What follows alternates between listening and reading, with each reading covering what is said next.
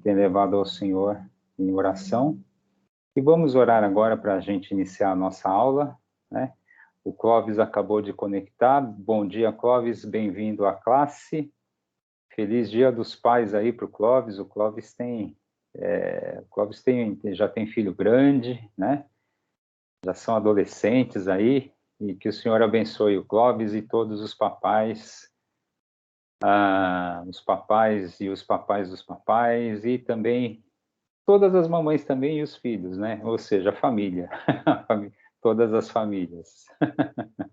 Vamos orar, irmãos? Senhor, nós te agradecemos, ó Pai, pela oportunidade de nos reunirmos, ainda que à distância, ainda que de forma virtual, mas nos reunirmos, ó Pai, para abrir a Tua Palavra e estudá-la, Senhor. Que o Teu Espírito esteja conosco, que o Teu Espírito esteja aqui para que nos ilumine, a fim de que nós possamos, ó Pai, aprender e possamos, ó Pai, guardar e, Senhor, para que nós possamos mudar os caminhos daquilo que a gente precisa mudar. Que Tu estejas conosco assim, neste domingo, que Tu estejas com todos os papais e também com todos os filhos, a fim de que, Senhor, nós possamos sempre buscar o Teu caminho, buscar, Senhor, a Tua orientação para a nossa vida. É no nome de Jesus que nós oramos. Amém. Muito bem, meus irmãos. Aproveitando aí, né, até para que a gente consiga fazer assim um panorama, ainda que eu não queira fazer apenas um panorama, porque a gente tem que aproveitar, né, que esses livros dos profetas menores, que são um pouco mais compactos, né, que a gente consiga até aprofundar um pouquinho, né, a gente tem essa oportunidade de fazer isso, enfim, a gente, até para a gente economizar tempo aí, eu não vou apresentar slides, mesmo porque a gente consegue transitar bem aí por esse livro, né, ainda que, porque afinal de contas é um livro, como a gente estava dizendo, compacto, né, a gente vai tratar então do livro de Sofonias, né, esse profeta Sofonias, lembrando, né, dentro do contexto aí dos profetas menores, né, dentro do contexto do livro dos profetas, a gente já passou aí pelos profetas maiores, a gente já está no 9º livro dos profetas menores, aí, chamados profetas menores não pela importância, dizendo novamente, mas chamados profetas menores pela extensão das suas profecias, né? E a gente está aí nesse contexto desse livro de Sofonias, dessa profecia de Sofonias, e nesse sentido eu quero lembrar vocês, irmãos, que não existe uma ordem cronológica na ordem desses livros dos profetas menores, ok? Sofonias, por exemplo, ele teve o seu ministério antes de Abacuque, por exemplo, né? Como é que a gente sabe isso, né? A gente tem uma ideia de que, ou melhor, a gente tem uma boa pista, né? Porque Abacuque também, assim, eu estou falando que foi antes, né? É um fato provável também, né? Porque a gente não tem tanta certeza sobre o momento, né? O momento em que Abacuque exerceu seu ministério, a gente tem algumas pistas, né? Mas pelas pistas que nós temos, Sofonias provavelmente aí profetizou no momento anterior ao próprio profeta Abacuque, ok? Isso sem falar nos outros aí, né? Mas, então, falando aí do profeta Sofonias, ok? A gente tem aí, irmãos, no capítulo 1º, versículo 1, e eu quero já ir direto para o livro, né, para a gente ganhar tempo, né? O livro do profeta Sofonias, ele começa, então, né, convido vocês a abrirem aí no capítulo 1º, versículo 1, eu vou ler esse versículo com vocês, né? Palavra do Senhor, que veio a Sofonias, filho de Cusi, filho de Gedalias, filho de Amarias, filho de Ezequias, nos dias de Josias, filho de Amon, rei de Judá. Eu vou ler só esse versículo aqui para falar algumas coisas sobre o profeta, ok?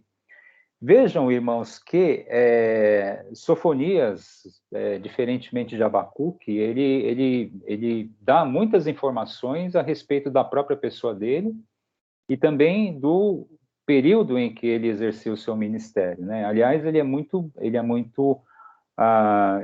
preciso nisso. O que a gente desconfia, não, na verdade, mais do que desconfiar, né?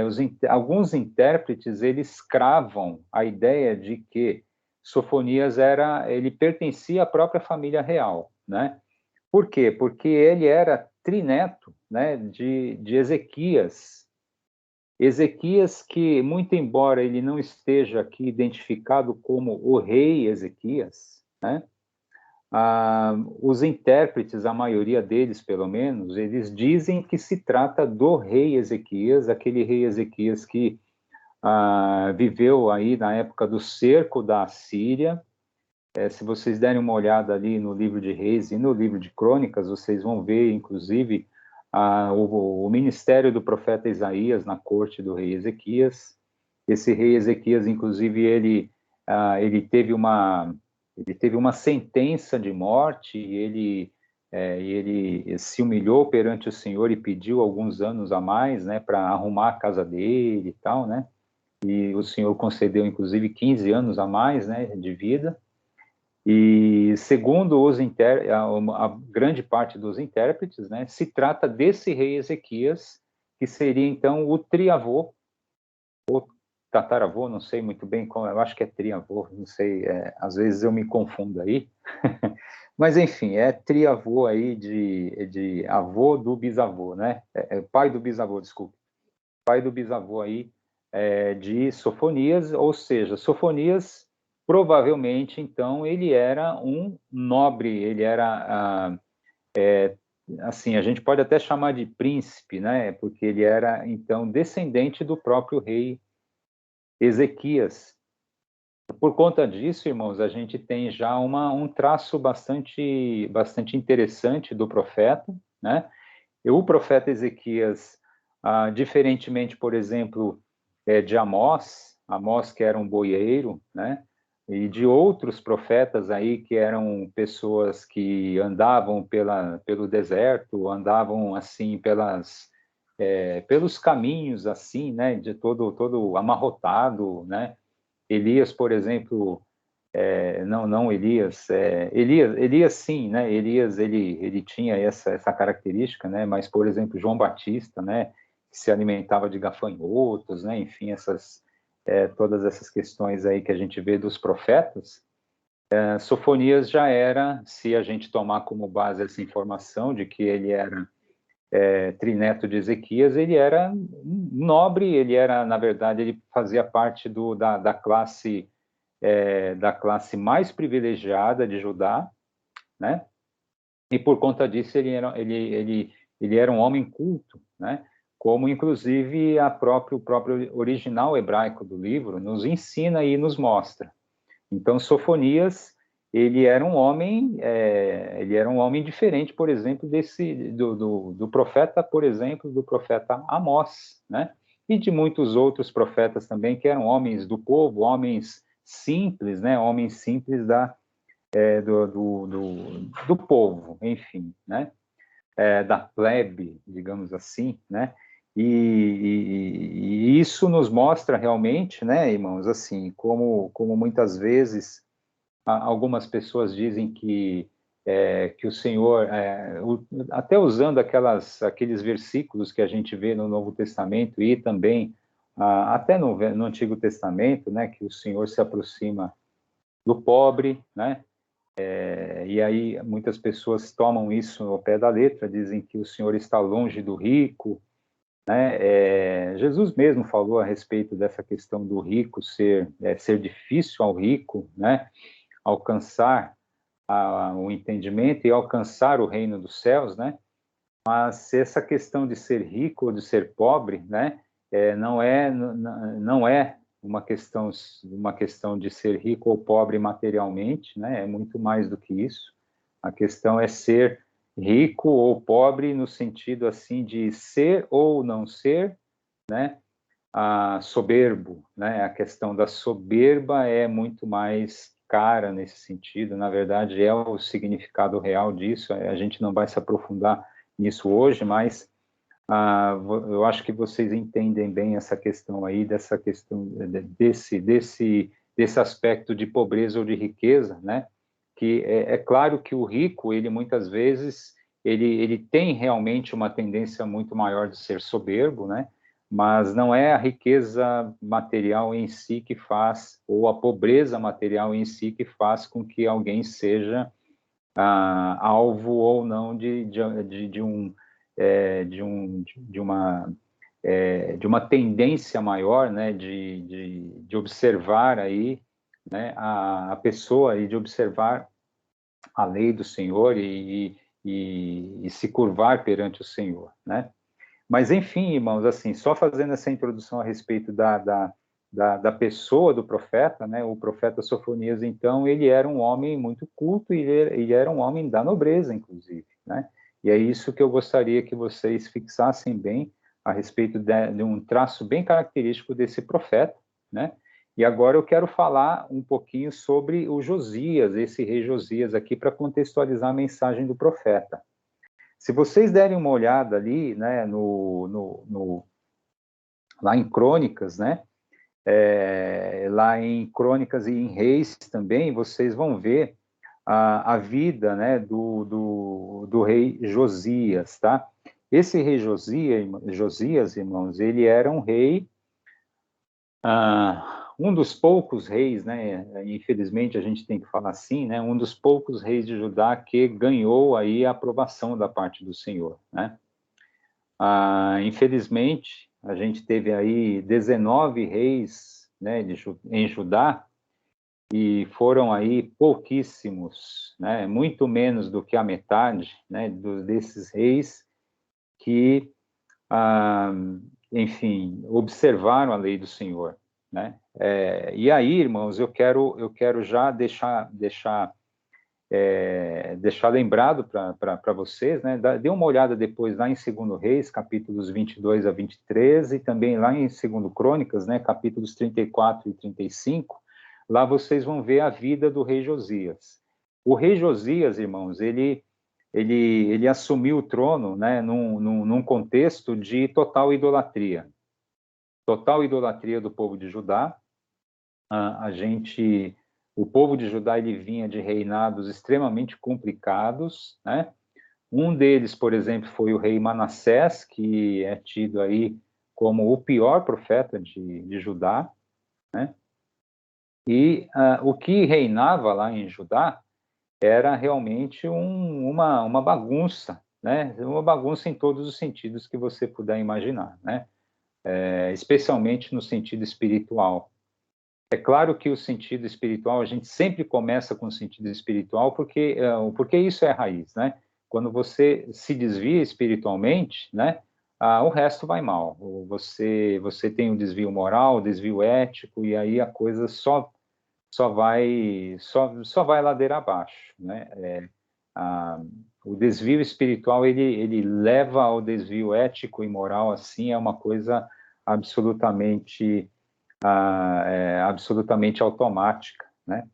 E esse rei Josias, irmãos, ele era um rei piedoso, ele é um rei que, inclusive, ele assumiu o trono com 8 anos de idade, vejam, ele era uma criança, né, quando ele subiu ao trono, e esse rei Josias, ele foi o responsável pela última tentativa de uma reforma religiosa em Judá. Última tentativa, tá? Foi a última chance que Judá teve para se reaproximar do Deus de Israel. Depois de Josias, irmãos, vocês vão acompanhar lá em Crônicas e em Reis, vocês vão ver que todos os descendentes de Josias, infelizmente, inobservaram, eles se desviaram totalmente dos caminhos do Senhor, e aí Judá quer dizer, aconteceu o que aconteceu com o reino, né? Aí acabou que a Babilônia veio e passou o trator em cima, né? Por conta aí foi inclusive um braço aí do Senhor, aí foi um instrumento do Senhor de disciplina sobre Jerusalém e Judá, né? Mas falando a respeito do rei Josias, ele era um rei muito piedoso. Inclusive, ele não se preocupava somente com o aspecto espiritual do reino, mas também ele teve uma preocupação com o próprio templo de Jerusalém, né? Tanto é que quando ele, durante as obras que ele havia, obra civil mesmo, né? Aquelas obras de reforma do templo ali, de um aprimoramento, né, do templo em si, né, do prédio, né, os artífices ali, né, aquelas pessoas que estavam trabalhando ali no templo, eles encontraram o livro da lei, que a gente não sabe muito bem se era a Torá, ou se era a Torá inteira, né, ou se era somente o livro de Deuteronômio, enfim, a gente não sabe muito, não tenho certeza a respeito disso, mas, de qualquer forma, a gente sabe que se encontrou o livro da lei ali, e aí Josias, inclusive, ele se condoeu muito, né? Ele se lamentou muito que a nação de Judá estava totalmente desviada, né? Então, ele promoveu, então, uma contrição ali no povo, para que então eles retornassem aos caminhos do Senhor, né? E a gente vai ver aqui na profecia, né, como que isso estava, né, como a bagunça que isso estava, mais uma vez falando sobre essa palavra que a gente usou, né? E aí, a gente não sabe muito bem, tá? Quer dizer, na verdade a gente sabe, tá? Pelo contexto aí da mensagem, tá? A gente vê que a profecia de Sofonias, ela se deu exatamente um pouco antes, né? Um pouco antes dessa reforma religiosa de Josias. Então, o que a grande parte dos intérpretes diz, né? O que os estudos aí têm indicado é que Josias ele foi Josias não, desculpe, Sofonias foi quem capitaneou, né? Foi o grande capitaneador aí. Olha, tem um aluno novo felino. E ele presta atenção, hein? Olha lá. É a segunda aula que ele acompanha, ele está gostando. Joia. Vou aproveitar Não, para ele dar é bom. assim, ele acompanha todas. Legal, ele vai evangelizar todos os gatos da vizinhança aí.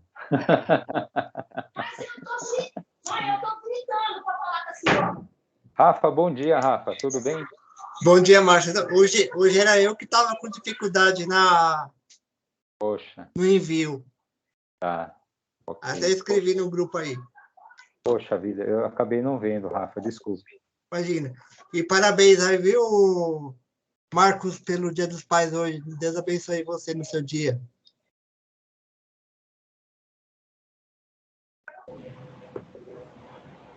Eu acho que é foi para mim, para o Márcio, né? Todo mundo aí, parabéns. Isso, Não, você sabia que era pai, agora o Marcos eu não sabia. Desculpa, viu, Marcos? E Márcio? O Márcio eu sei, mas o Marcos eu não sabia. Marcos Sanches, né, Rafa? Não, você mesmo. Eu não sabia que você era pai, eu não sabia. Mas eu também não estava sabendo, Rafa. Eu não sou pai, não, Rafa. Mas ainda talvez seja uma palavra profética, hein, Rafa? Amém, olha, é verdade. Olha, você tem conversado com a minha esposa, Rafa? Pô, mas agora você me colocou em maus lençóis, mano. Vou ter uma conversinha com ela daqui a pouco. Ai. Mas estamos palavra profética. nesse sentido, estamos batalhando nesse sentido. Amém. Obrigado, Rafa. Obrigado. Desculpa, viu? É que o Marco Santos falou aí, eu não sabia. Desculpa, gafe aí. Imagina, que é isso, Rafa. Abraço, querido. Parabéns, viu, Márcio, pelo Dia dos Pais aí. Amém. Obrigado, Rafa. Obrigado. Deus abençoe a todos nós. Amém. Não vou cometer mais gafe hoje, não, viu? Desculpa, gente. Que isso. Espera, Rafa. Muito bom. Ok. Então, eu não me lembro agora muito bem onde a gente estava. Ok, lembrei. Sofonias, então, provavelmente, tá, irmãos? Ele foi o grande capitaneador aí dessa reforma, né?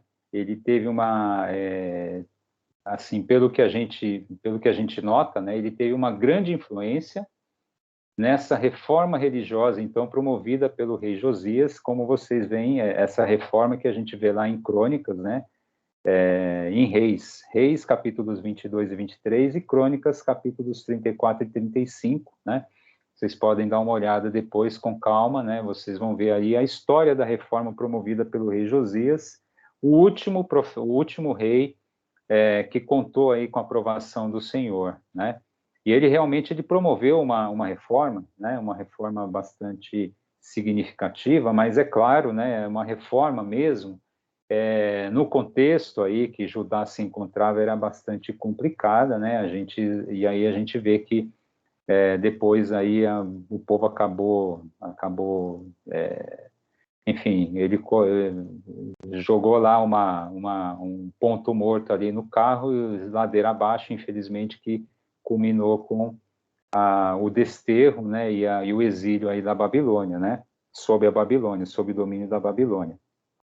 Mas, e até por conta, né, irmãos, assim, a gente sabe disso, né, até por conta da influência que Sofonias aí, supostamente, né, tomando como base que ele realmente era da família real, né, que ele tinha uma influência e um trânsito muito livre aí na corte, então, com certeza, né, tomando como base isso, a gente tem aí uma ideia, uma convicção até de que realmente Sofonias ele influenciou grandemente aí o rei Josias nessa reforma, certo?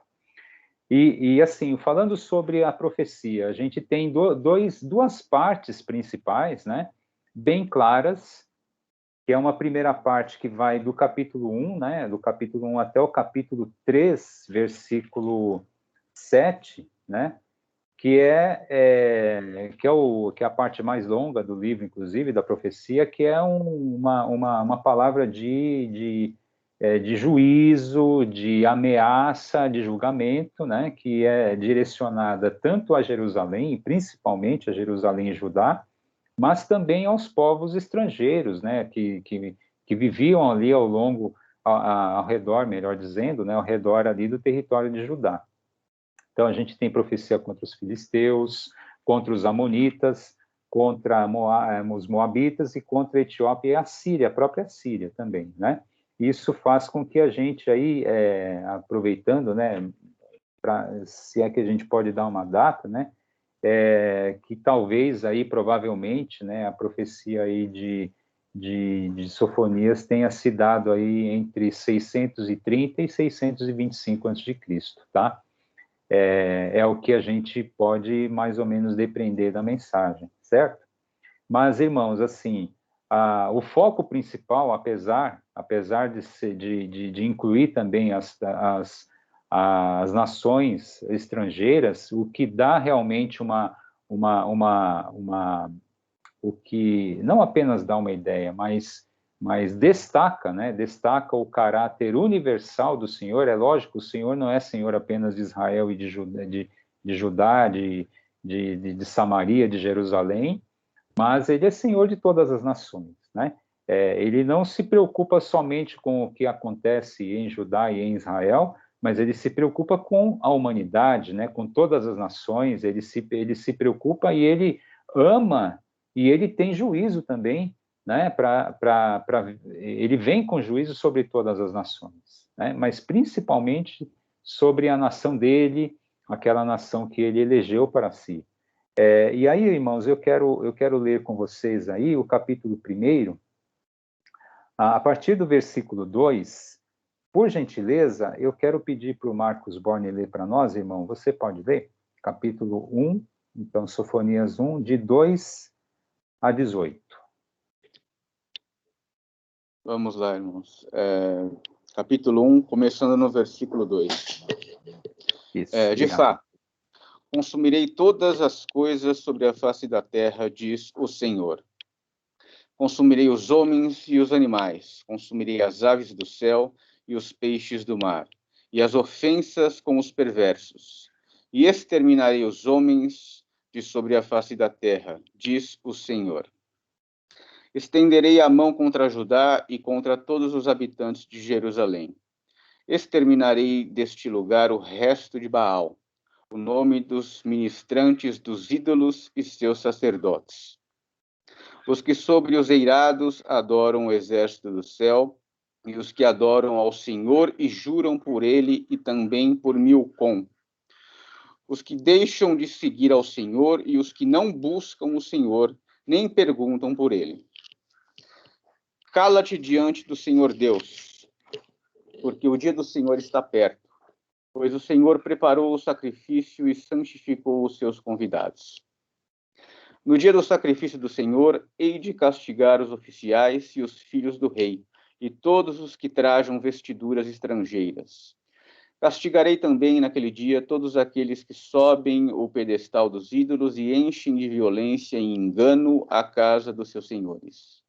Naquele dia, diz o Senhor, far-se-á ouvir um grito desde a porta do peixe, e um uivo desde a cidade baixa, e grande lamento desde os outeiros. Uivai vós, moradores de Mactés, porque todo o povo de Canaã está arruinado, todos os que pesam prata são destruídos. Naquele tempo, esquadrinharei a Jerusalém com lanternas e castigarei os homens que estão apegados à borra do vinho e dizem no seu coração, o Senhor não faz bem, nem faz mal. Por isso, serão saqueados os seus bens e assoladas as suas casas. E edificarão casas, mas não habitarão nelas. Plantarão vinhas, porém não lhes beberão o vinho. Está perto o grande dia do Senhor. Está perto e muito se apressa. Atenção, o dia do Senhor é amargo, e nele clama até o homem poderoso. Aquele dia é dia de indignação, dia de angústia, e dia de alvoroço e desolação, dia de escuridade e negrume, dia de nuvens e densas trevas, dia de trombeta e de rebate contra as cidades fortes e contra as torres altas. Trarei angústia sobre os homens, e eles andarão como cegos, porque pecaram contra o Senhor. E o sangue deles se derramará como pó, e a sua carne será atirada como esterco. Nem a sua prata, nem o seu ouro os poderão livrar no dia da indignação do Senhor. Mas pelo fogo do seu zelo, a terra será consumida, porque certamente fará destruição total e repentina de todos os moradores da terra. Obrigado, irmão. Obrigado, irmão Marcos. Realmente, né, irmãos, assim, a gente vê como é uma mensagem extremamente forte, uma mensagem de juízo fortíssima, e eu quero chamar a atenção de alguns pontos aqui. Em primeiro lugar, né, irmãos, assim, lembrando, como a gente tem dito aí nas aulas, ao longo das aulas, que quando a gente fala de profecia, né, quando você lê as profecias, a gente tem que sempre se lembrar que quando os profetas, né, da parte do Senhor, eles vão falando daquilo que o Senhor vai comunicando, existem mensagens que as mensagens elas ficam intrincadas, eu digo, elas ficam ligadas e meio que misturadas entre si, de forma que muitas das profecias elas falam inclusive do passado, falam do presente, daquele momento ali em que a profecia está sendo proferida, e também elas falam de um futuro, inclusive de um futuro que nem ocorreu ainda, né? Inclusive isso é uma coisa que chama bastante atenção no capítulo 13, né, que eu quero falar também ainda, mas também aqui a gente já vê profecias que ainda nem se cumpriram, certo? Vejam que, por exemplo, olha só que interessante aqui, e aqui eu quero já chamar a atenção do versículo 3, né? Ele fala disso já no versículo 2, né? Consumirei todas as coisas sobre a face da terra, mas vejam o versículo 3, que interessante, né? Porque ele diz assim, consumirei os homens e os animais, consumirei as aves do céu e os peixes do mar. Essa destruição aqui, que o Senhor ele promete aqui no versículo 13, e isso aqui é uma coisa que, é óbvio, não se verificou ainda, vejam que isso é muito mais extenso do que o próprio dilúvio, né? Mas ele faz aí uma certa alusão ao dilúvio, né? Mas essa alusão que eu estou falando do dilúvio, né, eu quero fazer a respeito dos peixes, né? Obviamente, no dilúvio, os peixes não foram consumidos, né? Os peixes do mar, eles continuaram como eles estavam, né? Os tubarões, né? E todos os peixes ali, as demais espécies marinhas ali, Noé não teve que pegar e fazer um tanque dentro da arca, não teve essa necessidade, né? Porque, afinal de contas, eles estavam no meio aquático, eles já estavam no meio em que eles deveriam estar mesmo, né? Então, somente os animais terrestres e as aves, né, que foram ali recolhidas para dentro da arca, né? Mas aqui no versículo 3 você vê que os peixes também vão ser envolvidos aqui nesse grande, algo assim que a gente vê com proporções universais e proporções terríveis de destruição da parte de Deus, né? E se vocês derem uma olhada nesse versículo 3 também, ele tem uma ordem inversa da criação. Se vocês derem uma olhada lá em Gênesis 1, vocês vão ver que a destruição ela vai de trás para frente. Começa pelo homem, olha lá, consumirei os homens, né? O homem que foi a coroa, né? Que é a coroa da criação, que foi a última criação de Deus, a criação que era para ter sido, né? Era para ter sido assim, a cereja do bolo, né? Mas que aconteceu o que aconteceu, mas aí vocês podem ver como existe uma gradação, né? Algo que é interessante, que assim, que como Deus coloca a sua profecia, né? Isso aí eu só estou dizendo para vocês, né? Só chamando atenção nesse aspecto de como Deus como ele revela na sua palavra, né? Ele começa dos homens, depois vai para os animais, depois ele vai para as aves do céu e depois ele vai para os peixes, e enfim, ele está dizendo que a destruição, né, meio que ele dá um retrato dramático sobre essa destruição, né, sobre esse juízo que haverá sobre toda a terra, né, dizendo realmente que ele vai fazer essa destruição meio que de trás para frente, para dizer realmente que tudo vai acabar sendo consumido, né? Agora, o que chama mais atenção agora, a partir do versículo 4, é sobre exatamente essa questão da idolatria, né? Porque aí, ó, estenderei a mão contra Judá, versículo 4, né? E contra todos os habitantes de Jerusalém, exterminarei deste lugar o resto de Baal. Baal era um rei cananeu, um deus cananeu, um deus ali, que inclusive, quando o povo de Israel, logo depois ali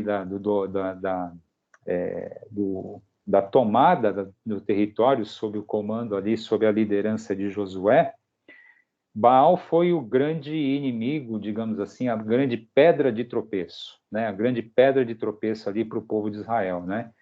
Porque Baal era o rei ali, é o rei cananita, né? Da fertilidade. Ele exigia ali alguns sacrifícios, né? Em troca de, sei lá, bom, isso aí é a promessa de um rei idólatra, de um deus idólatra que não existe, mas enfim, os cananitas, né? Os habitantes ali de Canaã, da Canaã dominada ali, eles adoravam a Baal porque ele era o deus que mandava chuva, por exemplo, né? E especialmente num território tão desértico como aqueles, né? Então, esse rei, poxa vida, estou com um problema de falar de Deus e confundir com o rei. esse deus Baal, então, ele era muito adorado nessa região, né, de Canaã, ali onde eles foram habitar, né, mas não era Baal apenas, vejam só, né, olha o que tem no versículo 5, né, 5, né, os que sobre os eirados, né, sobre os telhados ali adoram o exército do céu, né, isso é uma coisa muito, muito presente nos dias de hoje, né, exército do céu, né, os que adoram, que ficam olhando lá para o céu, né, que ficam ali no zodíaco, né, na astrologia, né, essa questão da astrologia que era muito, muito assim, muito difundida na Judá naquele tempo, tá, irmãos? Assim, esse negócio aí de ser de touro ou de sagitário, né? Eu não sei se era assim naquela época, mas isso já vem, olha da onde vem, né? Eu não sei exatamente se já tinham todos esses signos do zodíaco, eu não sei nem de onde vem isso, tá, irmãos? Mas esses signos do zodíaco aí, que tem a ver com constelação de sei lá das quantas, né? Tem um colega de trabalho que ele é ligado nisso, às vezes ele vem falando de, olha, hoje a constelação e tal, eu falo, né, tem certeza, né? O que é isso aí que você está falando, né? Assim, brincando um pouquinho, mas chamando um pouquinho a atenção dele, né, para isso, né?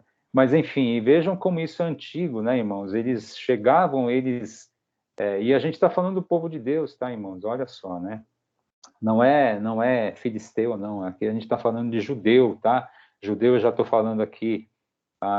É claro que quando a gente fala judeu, tem uma conotação muito religiosa, né? De judaísmo que vem especialmente depois aí do exílio, mas vamos falar de judeu como habitante de Judá, né? Também. Era o povo de Deus, irmãos. Eles estavam olhando para o céu ali e olhando as estrelas e tentando ali prever futuro, né? Até mesmo falando com deuses que supostamente estão aí nas constelações, né? Mas não é só isso, né, irmãos? Assim, a gente fala aqui também, quer dizer, o Sofonias fala também de Milcom. Milcom era um ídolo dos amonitas, tá? Era um ídolo dos amonitas ali que também havia se infiltrado ali, esse Deus havia se infiltrado ali no meio do povo de Judá, ok? Estou falando do povo de Judá, mas Israel também não escapou disso, tá, irmãos? Israel é muito pior até, né? Mas esse contexto aqui que a gente está falando de Sofonias é o povo de Judá, né? E aí, irmãos, assim, vejam como estava, e isso, tá? Olha, para vocês terem uma ideia, né? Isso já estava dentro do templo de Jerusalém, ok? Olha como estava a questão da idolatria. Eles conseguiram, eles tiveram a façanha, fizeram a façanha, né? Eles atingiram a façanha de introduzir imagens de ídolos para dentro do templo de Jerusalém, irmãos. A coisa estava feia, tá? A coisa, assim, quando a gente lê muitas vezes a Bíblia, a gente não tem, perde um pouquinho, né, essa noção de como estava a vida espiritual do povo, tá, irmãos? Assim, era uma coisa que não era só uma coisinha aqui ou ali, era algo feio, tá? Porque aqueles reis que realmente eles não tiveram a aprovação de Deus, não é por qualquer coisinha, tá? É porque os caras eram terríveis. Muitos, inclusive, como como a gente já viu isso, a gente já falou várias vezes nas aulas, né? Muitos reis, inclusive, entregaram filhos para Moloque, né? E Milcom era meio parecido com o Moloque, né? Alguns até dizem que era o mesmo Deus ali, né? Mas enfim, era assim que estava a vida religiosa do povo, tá? Era um verdadeiro sincretismo, tá? Inclusive, às vezes eles até chamavam o Senhor de Israel também, né? Mas o Senhor de Israel era mais um, né? Vejam como isso, né, irmãos, assim, ali a gente já vê lá no Pentateuco, como isso realmente agride a pessoa do Senhor, né? Não agride somente eu, por exemplo, eu me curvar perante uma imagem e esquecer dele, né? Agride talvez da mesma forma, na verdade talvez não, agride da mesma forma eu me curvar perante uma imagem de madeira e me curvar perante ele também, né? É a mesma coisa, na verdade, né? É idolatria e é talvez muito pior porque é um sincretismo, né? É um sincretismo religioso isso. Você começa a trazer para o seu para a sua vida espiritual vários deuses. Você não mais tem um único Deus, né? Um Deus único que jamais ele admite. Os irmãos já não me lembro bem quem comentou isso, acho que foi a Eliane que comentou anteriormente de uma forma muito apropriada, dizendo que realmente Deus ele não divide espaço com ninguém. Ele não tem essa de aceitar, né? Aceitar aí a dividir o espaço com nenhum outro Deus para ser adorado. Nesse sentido aí, é por isso que nesse sentido muitas vezes a gente vê aquela questão do ser zeloso, de ser até entre aspas ciumento, não esse ciumento na maldade como a gente tem, a maldade do homem, mas esse zelo que ele tem pela própria pessoa dele, pela santidade dele e pela condição de ser o Deus único que deve ser adorado, né? Marcos quer falar, Marcos? Marcos Boni? Eu ia fazer uma observação que consta aqui da minha Bíblia, que de fato parece que esse Deus Milcom aqui era também conhecido como Deus Moloque, parece que se confundem, são o mesmo Deus, de acordo com a interpretação do autor aqui da Bíblia. E além disso, irmão Márcio, no que se refere à questão dos ídolos, né? Escutei uma pregação ontem da Igreja Presbiteriana de Petrópolis, e o pastor ele alarga o conceito de ídolos, não para apenas deuses outros que supostamente existam, porque na verdade a gente sabe que não existe, né? Não existem, mas a qualquer outra coisa que nós alçamos aí a condição de Deus. E ele usou como exemplo a bebida. Pessoa que é um ébrio habitual, que se embriaga, erige a condição de Deus a bebida, né? Então, é algo que aparentemente a gente fala, não tem outros deuses, isso para mim não existe. Mas se a gente adotar essa concepção mais ampla, a gente fala, opa, será que eu de fato não tenho outros deuses, né? Será que a minha ganância financeira não é um Deus? Né? Porque se a gente for adotar essa concepção restrita de um Deus a quem você cultua, você vai falar assim, não tenho outros deuses, estou salvo desse perigo. Mas se você for levar em consideração a concepção ampla, né, da sua vontade de ganhar dinheiro, ou então o próprio fato de você trabalhar desenfreadamente, os famosos workaholics, né? Será que o seu trabalho não é o seu Deus? Então, tome cuidado com isso, né?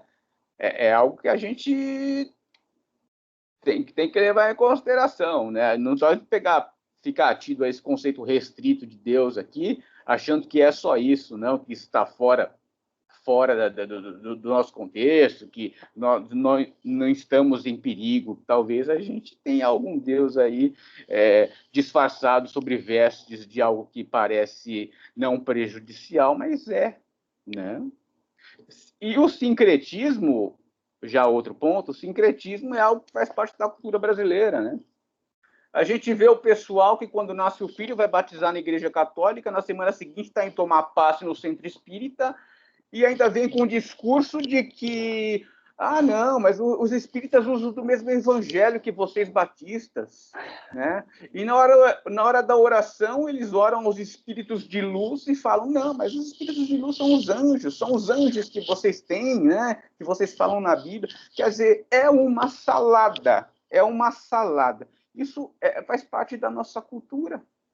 Nós temos o sincretismo religioso aqui no Brasil e é incorporado à nossa cultura isso. Né? Enfim, apenas algumas impressões que eu tenho. Ô, Márcio, dentro dessa... Posso falar? Claro, claro, fica à vontade, Rafa. Dentro dessa palavra do Marcos, eu acho que essas pessoas ainda não se encontraram com o verdadeiro Deus da Bíblia. Porque muitas pessoas falam assim, que nem, infelizmente, lá no norte, fala do Deus lá, eu não lembro o nome lá. E pega e fala, idolatra tal, e assim, as pessoas, ela, infelizmente, ela não teve um encontro verdadeiro com Deus. Ela pensa que aquela pessoa lá, aquele padre, aquele bispo lá, ele pensa que vai, eles pensam que vai clarear eles vão dar um norte para a pessoa, vai dar situação para eles. Mas assim, a Bíblia é clara que fala assim que não há um único mediador que é Cristo, o Senhor. É somente Ele, ponto e ponto final. Mas infelizmente as pessoas estão deturpadas no sentido de muitas informações na cabeça, igual o Marcos Borne falou, que assim acabam desacreditando. Ah, eu acredito em quem? Eu acredito no fulano, no cicrano. E esse sincretismo religioso, eu estou de acordo com o Marcos, que existe no Brasil por conta disso. Tem muitas informações, mas assim, na Bíblia, ela não se volta à Bíblia. Porque eu costumo eu gosto de falar da palavra de Deus para o pessoal. Mas, assim, não é a igreja A, a igreja B que salva. Quem salva é Deus. A gente tem que estar de acordo com a Bíblia. A gente não... assim, a igreja é bom para quê? Para comunhão. Não é bom para salvação. A igreja é boa para comunhão. E a gente tem que se deparar a isso aqui, ó, a Bíblia. A gente tem que estar de acordo com os ensinamentos da Bíblia. Fora isso, eu acho que as pessoas hoje, ultimamente, estão deturpadas com relação a isso daí que o Marcos Borne falou. É mais nesse sentido mesmo que eu quis dizer, entendeu? Não sei se o Marcos concorda ou discorda. Não, concordo plenamente, Rafa. Eu não sei se o professor Márcio concorda, mas a gente vive essa salada aqui, descrita no livro de Sofonias, no que se refere ao sincretismo, né? É uma verdadeira miscelânea de crenças e a pessoa vai atrás de tudo que convém, né? Invadir o perímetro aqui, ó. O meu gato também assiste a aula, viu? Não é só o seu, viu, irmã Eliane? E essa salada, as pessoas hoje é aula dos animais, também parece que o Marcos também tá com um cachorrinho aí, também do lado aí. Isso aí. Os nossos animais aqui, ó, entram aqui, né? Vamos cuidar dos nossos animais aqui. Mas as pessoas se apegam a amuletos, a mandingas, a simpatias, né? Quando a coisa aperta, todo mundo se apega a tudo, né? Chamam a Deus também, mas não só a Deus, chama tudo que aparece na frente, né? E a gente tem na nossa cultura esse sincretismo muito forte, né? Quer dizer, plenamente cabível ao texto bíblico que a gente está estudando, à nossa realidade atual, o que é uma pena, né? Pois é, irmãos, assim, vejam que... Oi, pode falar, Eliane, pode falar. Primeiro eu quero saber se está todo mundo... não só estou vendo você, não sei se o resto está com a câmera aberta, porque eu só vejo você. E o que eu queria falar é um pouco pegando o que o Marcos falou, que não necessariamente precisa ser Padre Cícero ou tal, mas assim, quando ele fala de ir atrás de trabalho, de ir atrás eu acho que também você pode pensar nesses outros deuses, né? Você também pode, você pode também falar de Deus, não necessariamente buscar outras religiões, mas colocar a sua vida em função de dinheiro, em função disso, em função de bebida, Eu penso nisso. Quando você estava falando disso, Marcos, eu pensei nisso, que isso também pode ser, quer dizer, a minha pergunta, né? Pode ser considerado também um sincretismo, não só religioso, mas de vícios, sei lá. Olha que, com certeza, viu, Eliane? Agora, só falando uma coisinha para você sobre esse modo de exibição, se você, para ver todos, né? Eu não sei se você está no celular ou no notebook, né? Tem, na barra aqui de baixo, aqui, tem uns 3 pontinhos, tá? Se você der um toque nesses 3 pontinhos, você vai ver uma opção chamada exibições de reunião, tá? E aí, nessas exibições de reunião, talvez você consiga mexer aí, né, no modo galeria, no modo... eu acho que tem outras, deixa eu ver aqui, tem galeria, modo conferência. Eu tô na galeria, só que tá pelo que eu tô vendo, tá todo mundo sem câmera, com a câmera desligada. Era isso que eu ia perguntar. Porque Tá. o Rafael disse que viu o Marcos com o cachorrinho e eu não tô vendo ninguém. Entendi. É estranho, deixa eu ver aqui eu vou dando uma olhadinha aqui, né? Vamos ver o que pode estar acontecendo. Se você clicar ali nos bonequinhos, né? Tem uns bonequinhos aqui que são os participantes, né? Talvez tenha alguma coisa aí de por exemplo, estar desativada a câmera das pessoas para você, alguma coisa assim, tá? Pode ser que seja por conta disso, tá? Bom, já está participando, para mim, já é uma vitória. Bom, mas então, né, irmãos, assim, vamos questão falar... de detalhe, né, Eliana? É questão de detalhes, né? Isso aí. Irmãos, assim, realmente, tá? É aquilo que o Marcos Borne falou, aquilo que o Rafa comentou e aquilo que a Eliane acabou de falar, né? Eu acho que o Marcos, ele foi preciso nessa palavra, né? Sobre a questão de ídolos, né? Essa questão de ídolos, ela não se materializa somente nos ídolos chamados deuses, né? O deus Padim Sisso, por exemplo, enfim, qualquer deus que você possa pensar em termos de religião, em termos religiosos, mas você pode pensar em tudo aquilo que ocupa o lugar que é inegociável do Senhor, ou seja, o centro da sua vida, aquilo se torna um ídolo para você.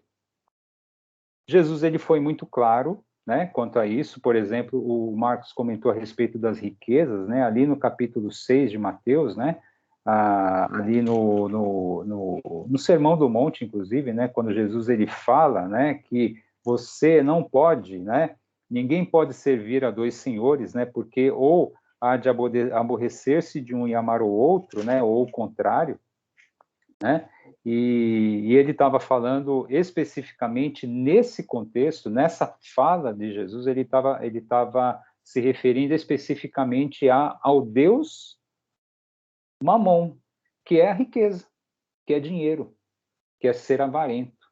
Então, a pessoa que se apega às riquezas, ele é um idólatra. A pessoa que se apega ao trabalho é um idólatra.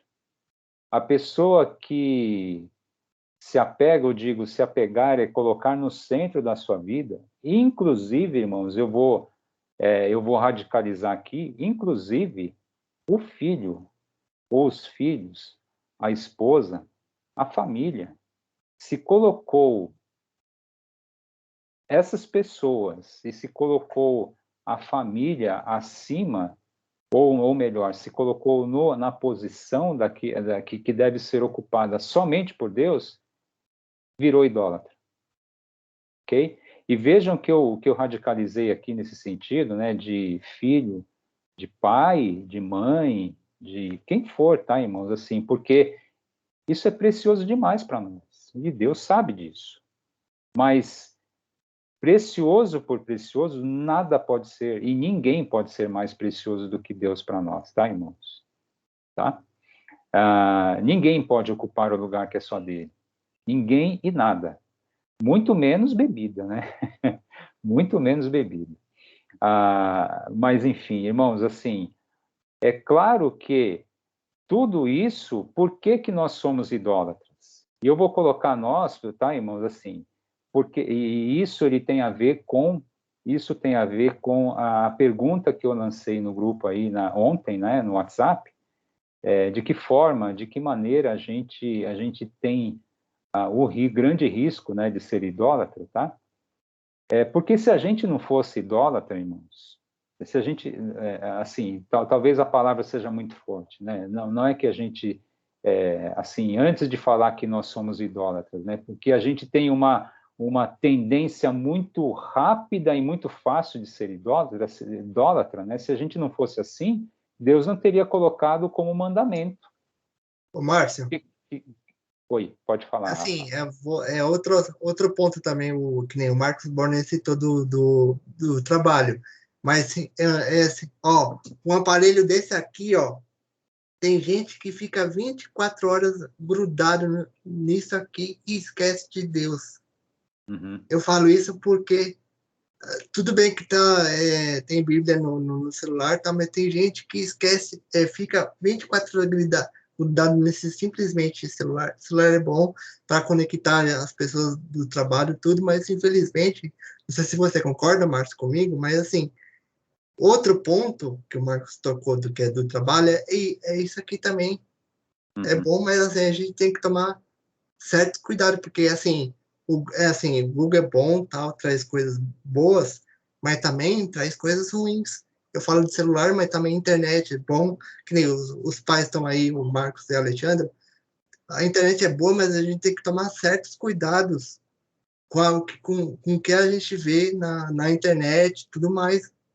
É bom, mas não é lícito. A Bíblia fala assim, tudo é bom, mas não é tudo lícito, entendeu? A gente tem que tomar muito cuidado, a gente tem que ligar um alerta para saber, porque infelizmente a Bíblia é clara em falar, o mundo jaz no maligno. Então a gente Uhum. tem que tomar muito cuidado com o que a gente vê, com o que a gente pensa, com o que a gente concorda. E o Marcos falou do trabalho, mas assim, o celular, a internet também, Uhum. a gente tem que tomar muito cuidado.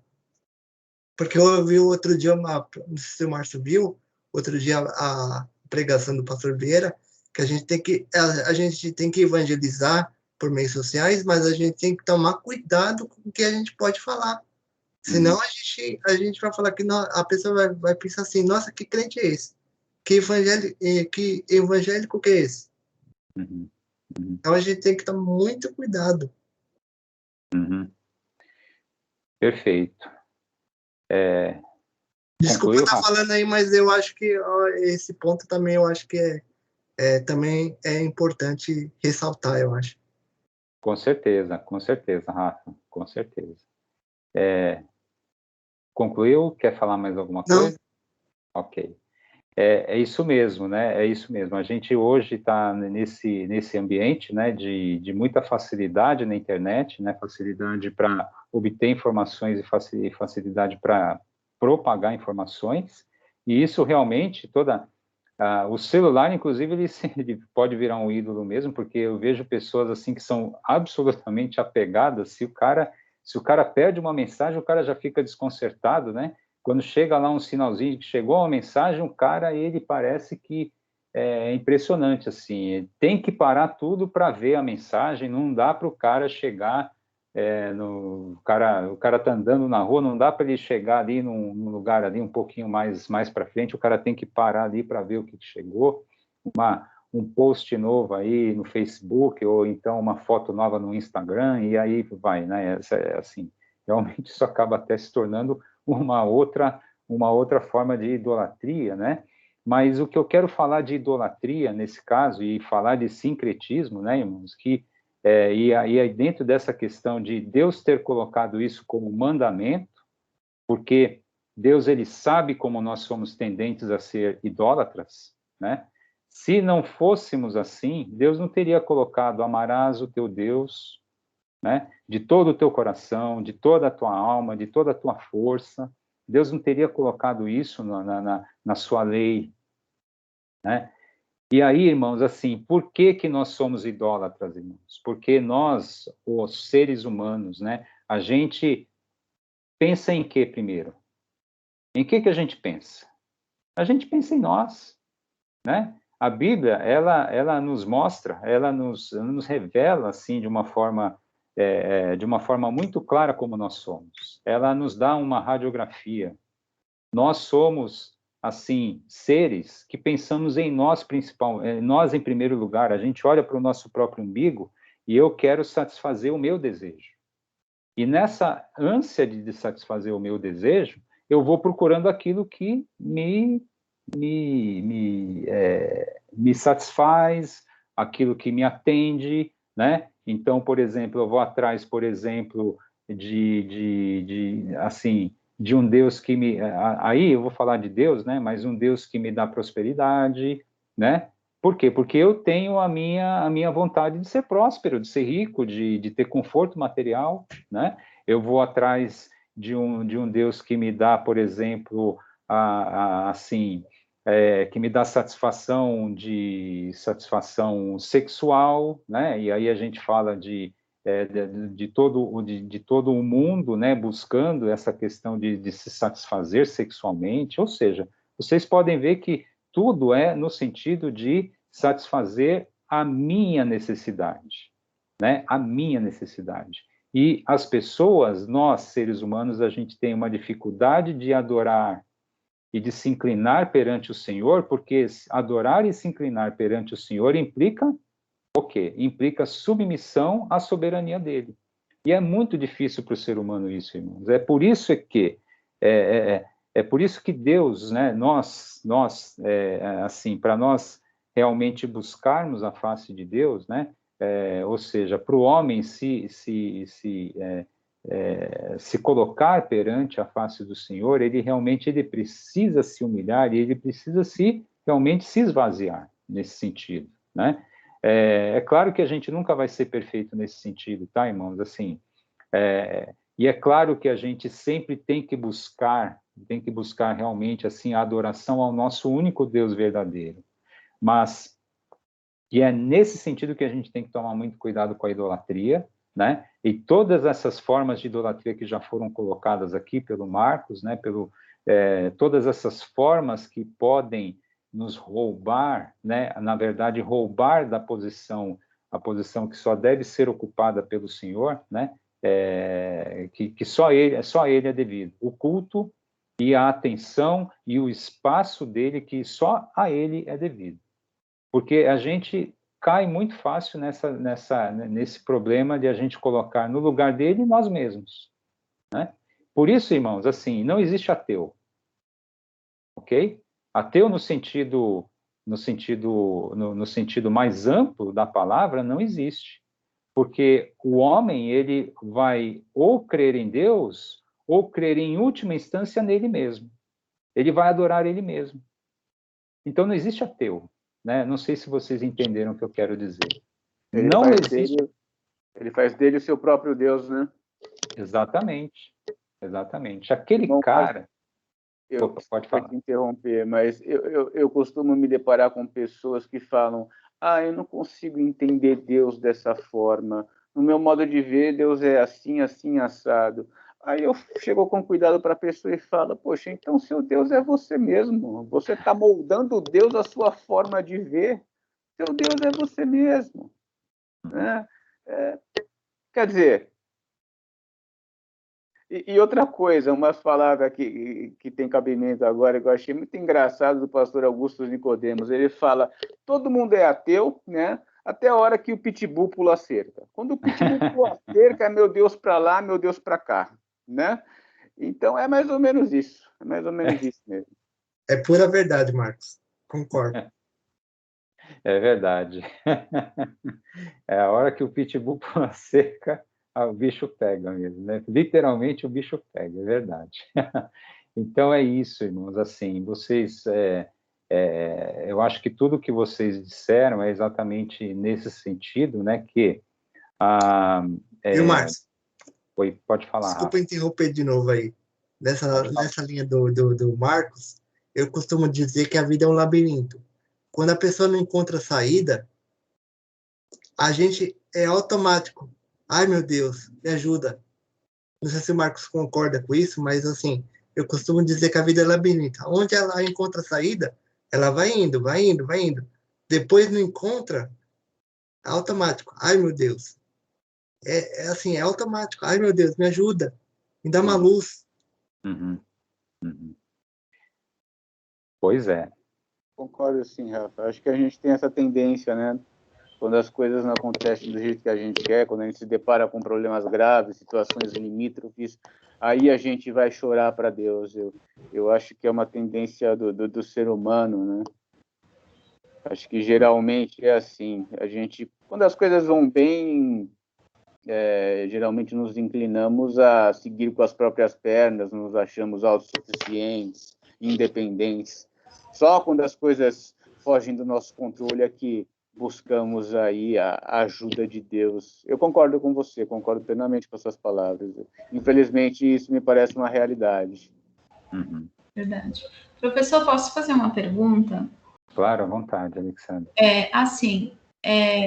Quando o senhor mesmo bem colocou, né? Quando a idolatria ela não é identificada por nós mesmos, sabe? Principalmente nós cristãos, eu digo. Que a gente acaba colocando, sei lá, nossa família, nosso filho, que a gente não tem um controle, né? Como que a gente identifica isso? Como que a gente faz essa análise de talvez eu estou extrapolando, entendeu? Como que é possível? Não sei se o senhor compreendeu a minha pergunta. Compreendi. Essa é a pergunta do milhão, viu, Alexandre? É uma coisa que a gente sempre tem que buscar a face do Senhor mesmo, né?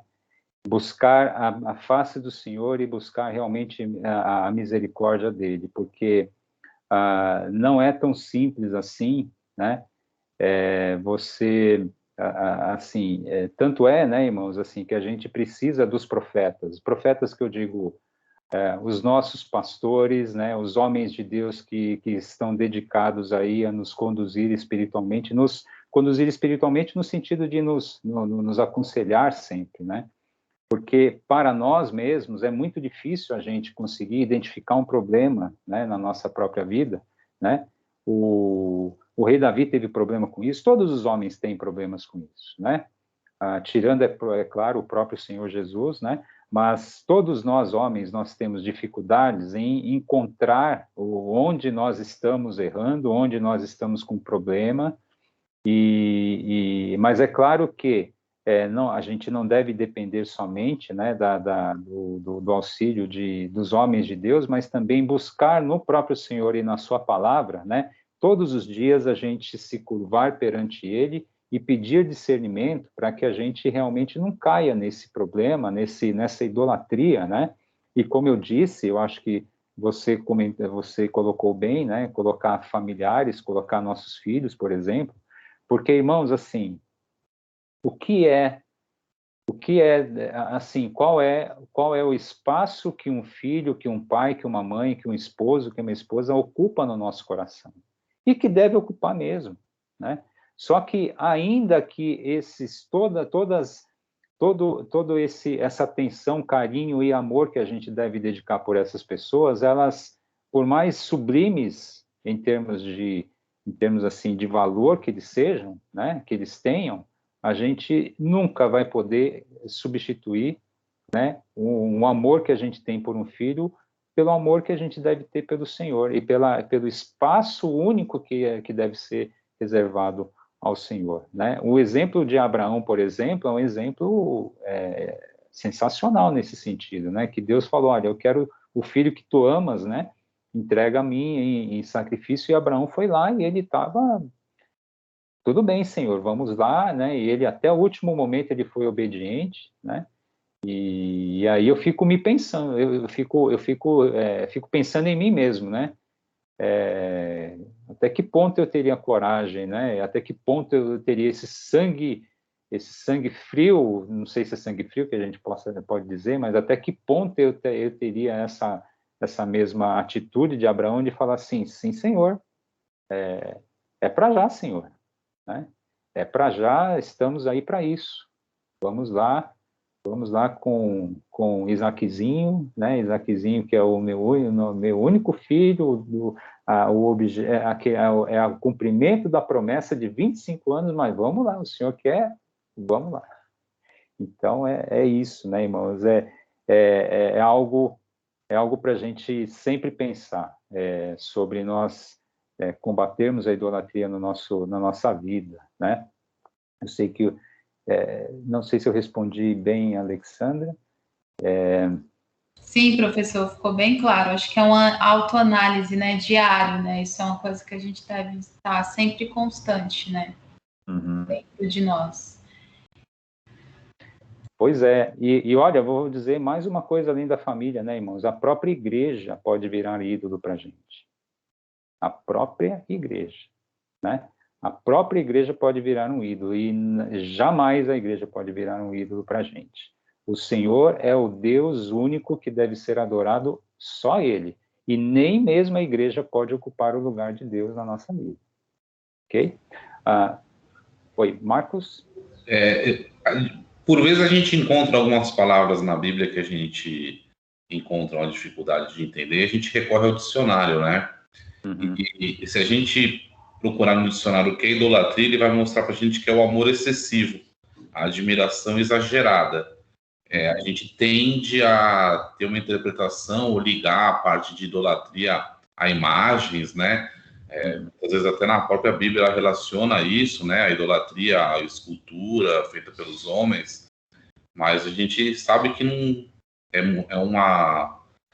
vai muito além disso, né? A gente tem que se policiar exatamente nesse sentido, né, professor?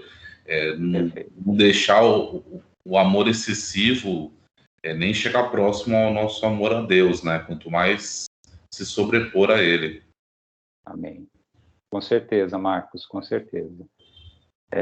Idolatria realmente não é somente, exatamente como você disse, não é somente uma admiração, né, a postes, a imagens de escultura, é muito mais profundo do que isso, né? Muito mais, com certeza.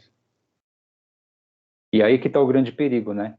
Esse que é o grande perigo. Se fosse só uma questão de imagem, era só eu pegar a imagem lá da Nossa Senhora Aparecida, quer dizer, Senhora Aparecida deles, né? Não é a nossa. Mas, enfim, era só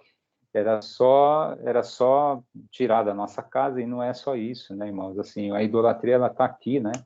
Está aqui no coração e na nossa atitude muitas vezes, né? E mais uma vez dizendo, inclusive naquilo que é mais sublime na nossa vida, né? Em valores muito sublimes até, né? Ok, a Kelly quer falar? A gente já está bem avançado aqui no horário, tá? Eu quero falar ainda dentro desse contexto, tá? Mas aqueles irmãos que precisam se retirar, fiquem à vontade, tá? Eu quero falar ainda sobre um ponto muito importante que é a apostasia. Eu quero abrir a palavra para a Kelly agora. Pode falar, Kelly. Bom dia a todos. É uma dúvida que eu tenho, então significa que então a idolatria também pode ser a cargos dentro da igreja, né? Tipo, eu só estou citando isso porque, assim, eu sempre falo com a minha mãe, ela tem, assim, uma idolatria ao cargo dela, assim, que todas segundas e quartas ela vai à igreja dela, pode estar chovendo, ela vai e ela deixa o meu padrasto em casa, né? Então, assim, eu sempre falo, mãe, fica com o seu esposo, né? É nesse sentido. Não estou falando que, tipo, que não é para ela ir, mas às vezes está naquele dia frio, né? E eu sei que ela tem problema de saúde, né? E a igreja onde ela congrega, ela é uma rua atrás, né? Então, outro dia, até por experiência, o esposo dela não estava bem, ele estava com o pescoço inchado, tudo, e ela falando, né? A minha filha fica com ela, né? Enquanto eu vou trabalhar. Então, aconteceu isso, entendeu? E eu percebi, quando cheguei, que o pescoço dele estava inchado e ele não estava muito bem. Não falando e nem fazendo uma crítica. Mas ela falou, eu tenho que ir para o ensaio. Eu falei, mãe, ele não está bem. Fica com ele em casa. É nesse sentido, né? Que quando nós temos o nosso esposo, né? Fazer essa companhia. Se ele não está bem, né? Não vai implicar em nada. Se eu tiver errado, professora, aí você me corrige.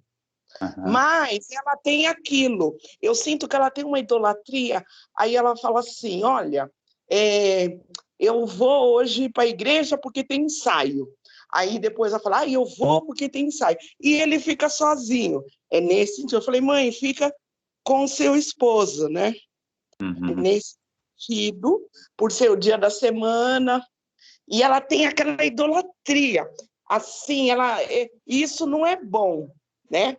Eu sinto ela presa, né? Nesse sentido, ela é presa na regência.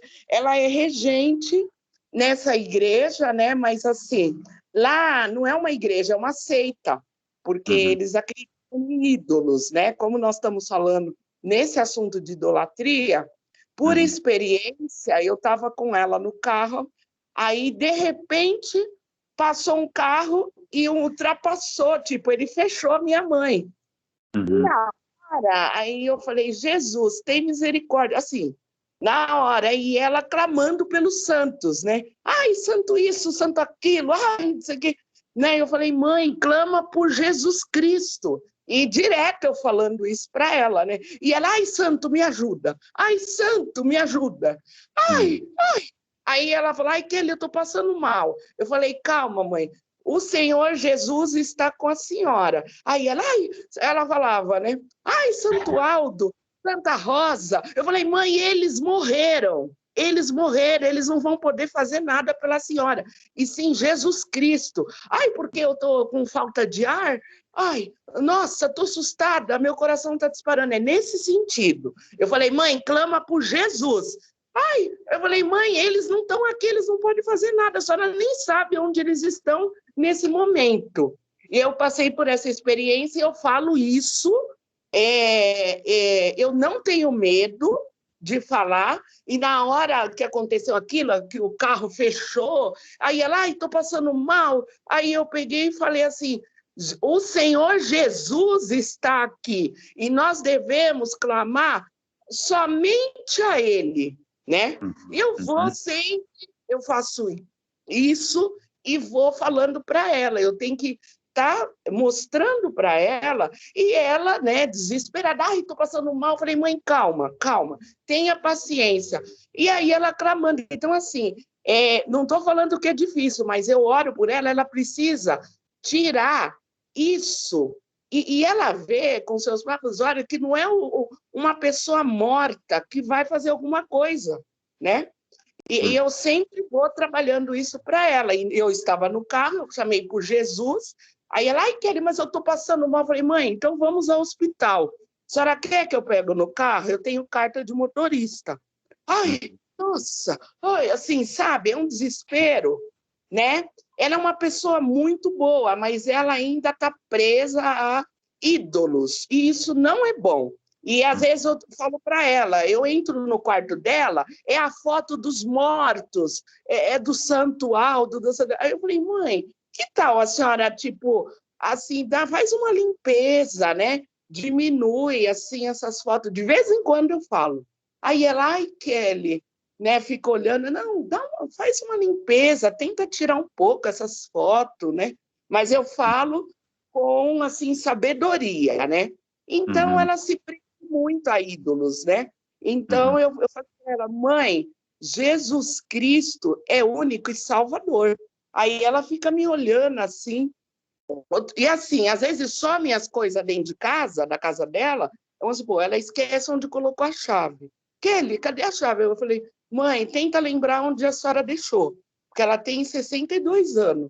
Aí ela, sabe o que ela faz? De vez ela se desespera, aí ela fala, ai, santo fulano, me ajuda a achar a chave. Santa Rosa, me ajuda a achar a chave. Eu falei, mãe, eles não vão ajudar, não. Aí eu falo, Jesus, tem misericórdia, ela vai encontrar a chave, né? E vou procurando e eu acabo achando, primeiro que ela, né? E ela, ai, né? Mas assim, ela pede para o santo achar a chave, é um absurdo isso. Aí eu falei, mãe, tenha paciência, ai, tô passando mal. Eu falei, mãe, calma, calma, respira fundo, a senhora vai encontrar a chave. Aí ela fica assim, desesperada, então ela acha que o Aldo e a Rosa tá acima de Deus, é um absurdo, né? Então, eu vou mostrando, às vezes eu leio uma coisa para ela da Bíblia, que fala da parte da idolatria, ela fica me olhando assim, sabe? Mas assim, eu vejo assim, que mesmo ela tem essa desconfiança que ele não é santo, mas ela está presa na regência. Fala, Kelly, eu vou reger hoje. Aí às vezes ela mandava para mim, ó, Kelly, a mamãe regendo. Eu falei, mãe, bonito, muito bonito a senhora regendo. Só que a senhora tem que reger para Jesus. Ai, mas olha eu aqui, olha eu nessa posição. Eu falei, mãe, a senhora tem que reger para o Senhor Jesus. Aí ela fica me olhando assim, ai, Kelly, você não vai falar? Não, mãe, eu acho bonito, mas só que a senhora está regendo para os ídolos. Aí tem ela lá regendo, assim, sabe? Falando assim, regendo. E os hinos é tudo relacionado aos mortos. Eu não concordo com isso. E aí, eu não concordo. Ela fala, ai, Kelly, o que você achou do hino? Eu falo, olha, mãe, só que eu ser sincera? É assim, eu não achei nada. Aí ela fala, como nada? Eu falei, mãe, esse hino, presta atenção na letra. Fala nessa letra que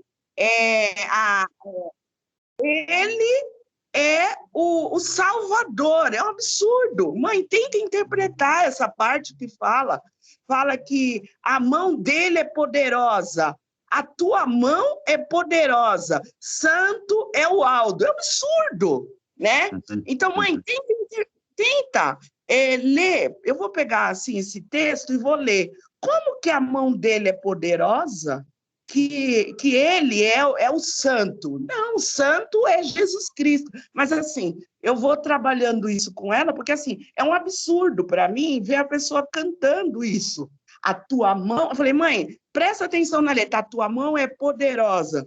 Querido Aldo Bertoni, a tua mão é poderosa. É um absurdo. Então, desculpa, mas, assim, eu estou fazendo um trabalho para ver se ela consegue entender, porque eu acho que está faltando, assim, ela está tão presa e ela não consegue enxergar. Então, eu pego, assim, a letra, quando ela manda, assim, ela regendo, tal. Eu falei, mãe, esse hino, para mim, é horrível, no sentido, não estou falando que os acordes são feios, mas é uma idolatria. Imagina falar que a mão do homem é poderosa.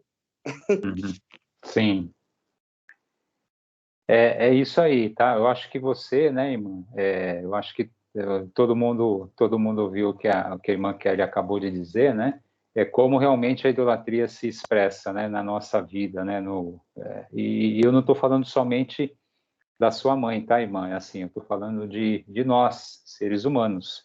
Aquilo que o Marcos Borne acabou de dizer, por exemplo, né? Eu não consigo entender o Deus desse jeito, né? Assim, por quê? Porque nós não nos submetemos à soberania de Deus, e aí que nós começamos a nos tornar idólatras, né? E quando a gente coloca qualquer coisa nesse sentido, né? Por exemplo, até mesmo a igreja, né? Alguma coisa que nós desenvolvemos dentro da igreja, ela pode se tornar sim um ídolo para nós. A igreja pode se tornar um ídolo para nós. Especialmente porque quando a gente fala, por exemplo, de desenvolver alguma coisa dentro da igreja, né, de ter um ministério dentro da igreja, né, em grande parte aí dessas questões, a gente sempre tem que se policiar e se vigiar para que não esteja por trás um sentimento carnal de autopromoção e de querer assim expressar, né, para as outras pessoas como você, por exemplo, eventualmente pode ter um talento muito grande, enfim. isso pode se tornar um ídolo na sua vida exatamente nesse sentido, né? E aí, Kelly, assim, é realmente essa questão de exercer um cargo, de exercer uma função dentro da igreja pode sim ser um grande perigo para nós. Pode ser uma pedra de tropeço, sim, e é aí que a gente tem que tomar muito cuidado, né? Ok. Fiquem à vontade aí para me interromper quando quiserem, tá, irmãos? O Marcos assim, Sanches saiu, Márcio, eu acho. Sim. Eu vi, ele até passou uma mensagem aqui, né? Ele tinha até falado, ele até saiu depois aí do tempo que ele ficou um pouquinho mais de tempo aí do que ele poderia, né? Ok.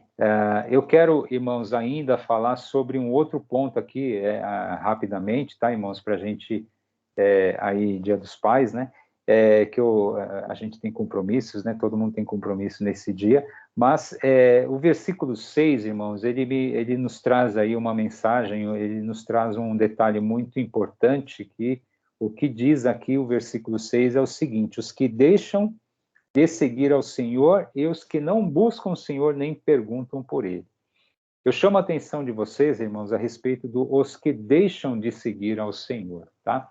E aí eu quero tocar nesse segundo ponto que a gente tinha falado aí no comentário de ontem, né? Para vocês, irmãos, o que significa apostasia? O que é apostasia? Como é que vocês definem apostasia? Quando alguém fala em apostasia para você, o que você entende, né? Qual é a definição, em poucas palavras, aí, do que é apostasia?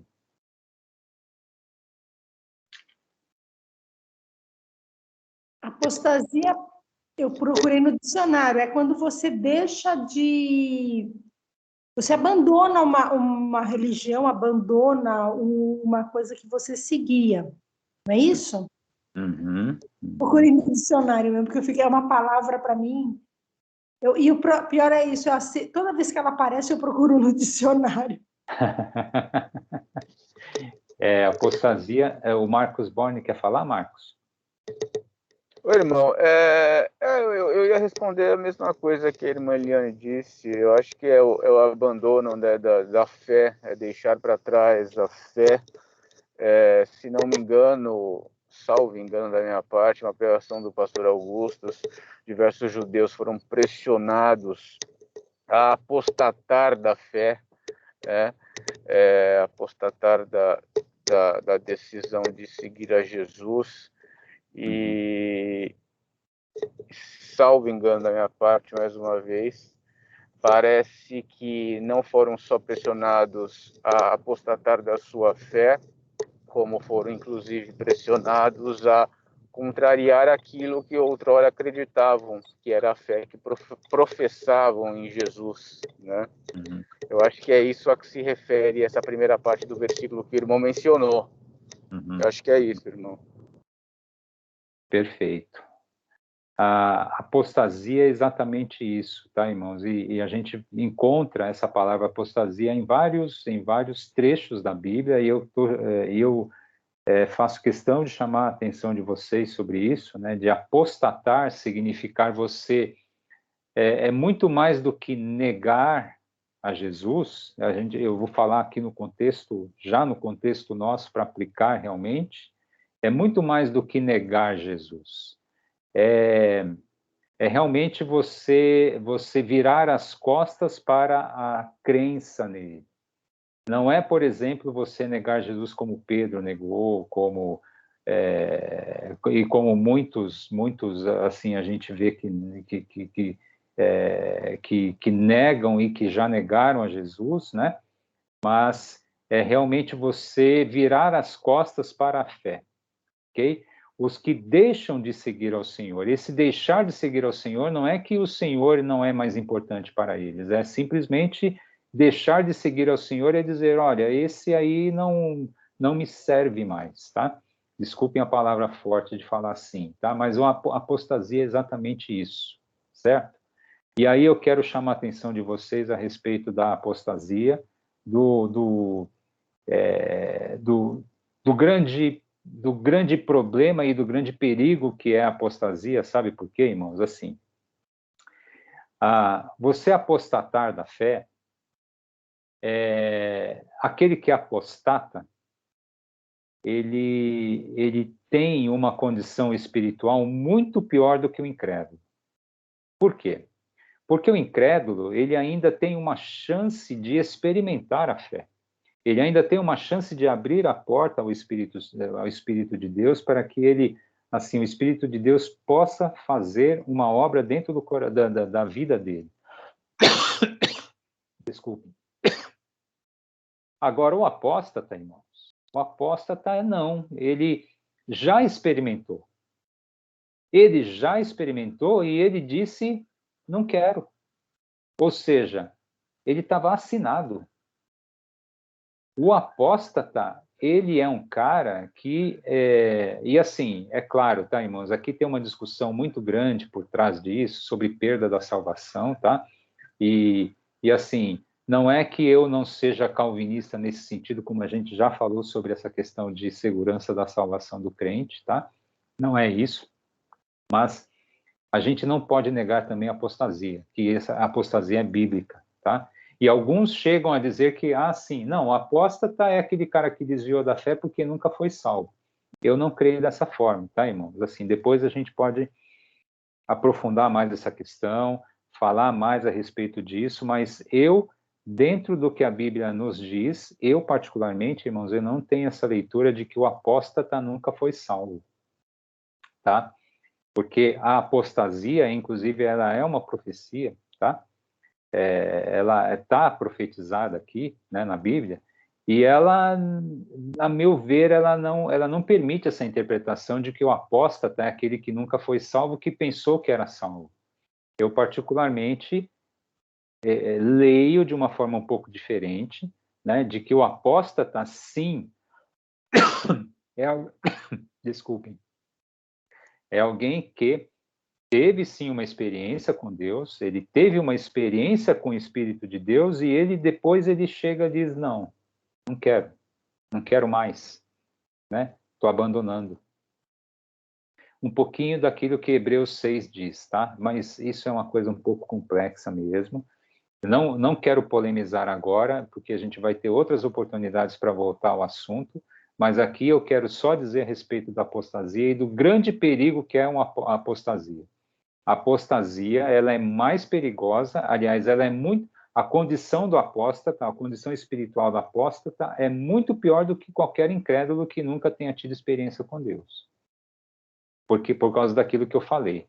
O incrédulo que nunca teve uma experiência com Deus, ele ainda tem uma chance, ele ainda tem uma porta de entrada, ele ainda nunca teve uma experiência real com Deus de ouvir a voz do Senhor por meio do Espírito de Deus e, eventualmente, ele se curvar.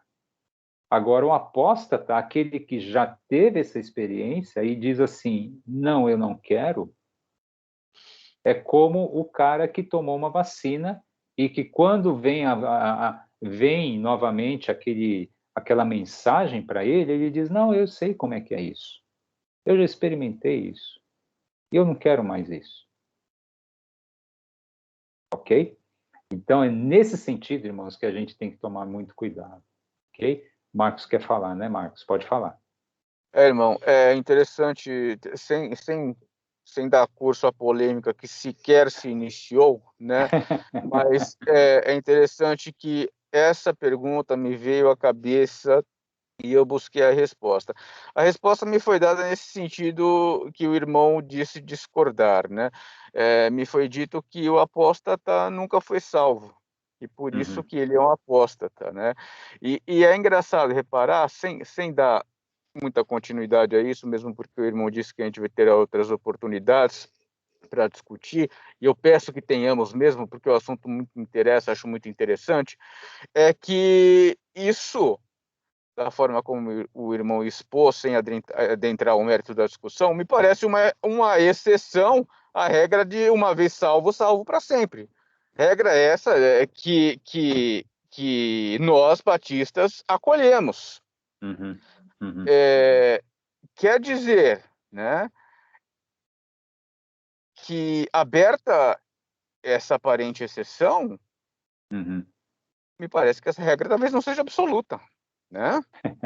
Mas tudo bem, eu só queria me fazer esse comentário sucinto para que posteriormente a gente possa voltar nesse assunto, porque essa questão me atormenta um pouco, viu? Essa questão do uma vez salvo, salvo para sempre, me gera muitas dúvidas. E quando do estudo do ponto da apostasia, foi a primeira pergunta que me veio à cabeça. Mas como é que fica a questão dos uma vez salvo, salvo para sempre, né? E eu gostaria de conhecer seu posicionamento no momento adequado, só para deixar esse registro aqui, tá bom? É uma pergunta mais, como é que fala? Mais instigante. A gente só não sabe, não reconhece a salvação no juízo final, quando Jesus voltar? Não sei se eu entendi bem a sua pergunta, irmã. Por exemplo, o fato de ser crente, de crer em Jesus, de aceitar Jesus, nos torna salvo. Mas essa salvação, ela não acontece quando Jesus volta, ou a gente passa a vida inteira salvo.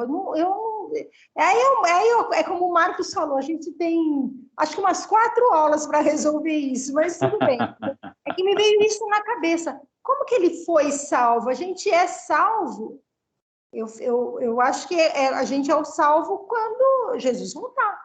Eu penso assim, não sei. O irmão Márcio, vê se o raciocínio aqui está certo. De acordo com o meu entendimento do que o irmão Márcio disse em ocasiões anteriores, sim, parece que o Espírito Santo, ele testifica no nosso íntimo com relação à nossa própria salvação, né? Então, chega um momento que você fala, você tem essa convicção de que você é salvo. É isso que você está perguntando, não, irmã Eliane? Não. Tudo bem. É mais ou menos, eu não sei explicar, mas eu vou pensar na minha pergunta, eu vou mandar no grupo. Porque, tudo bem, eu sou salva pelo Espírito Santo, mas aí vem aquela ideia, né? Eu sou salva e tudo bem, entendeu? Faço o que eu quero. Já sou salvo, eu creio. Volta aquela pergunta original. Eu sou salva, e aí? Entendeu? Mas quando você é salva, você está vinculada à sua salvação. Isso implica necessariamente nessa vinculação à palavra. Então você não está livre para fazer o que quer, né? Não, é um compromisso. É um compromisso. Você não tem passe livre para pecar. Não é? Eu acho que o Rafa quer contribuir. Pode falar, Rafa. Então, dentro dessa palavra aí que o Marcos colocou aí, muito bem explicada, eu vejo assim, de salvo para sempre, vem a questão do batismo. Batismo que é? O batismo por imersão.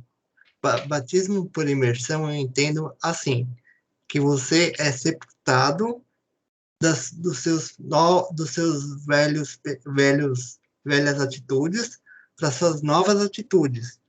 Então, esse negócio de que a Eliana falou, você pode fazer o que quer, a gente tem o livre-arbítrio, mas tem aquela questão que eu comentei, tudo é lícito, mas nem tudo me convém.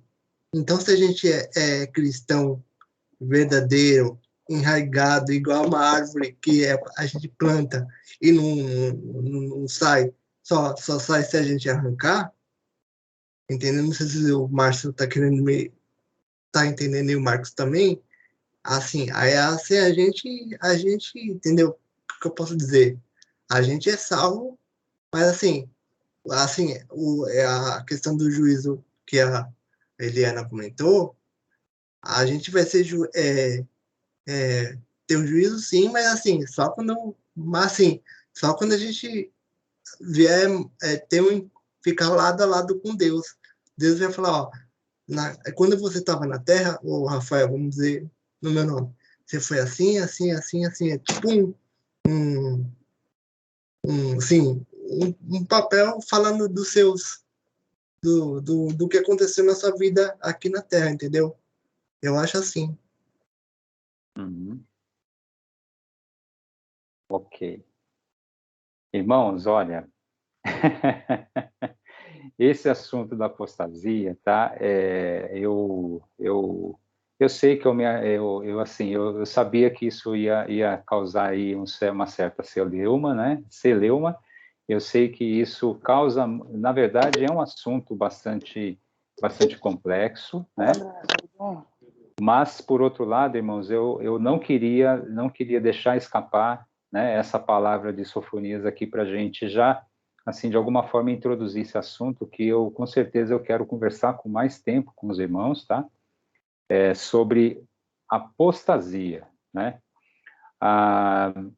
Realmente, tá? Assim, falando daquilo que a irmã Eliane disse, né?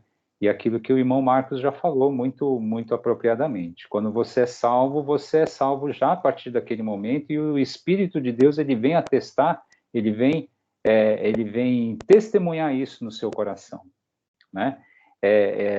O Espírito de Deus, ele não nos deixa em dúvida com relação a isso, de que nós somos salvos e nós somos aí selados por ele para a salvação, né? E é como a gente disse na semana passada, eu acho que foi na semana passada que a gente falou a respeito disso, né?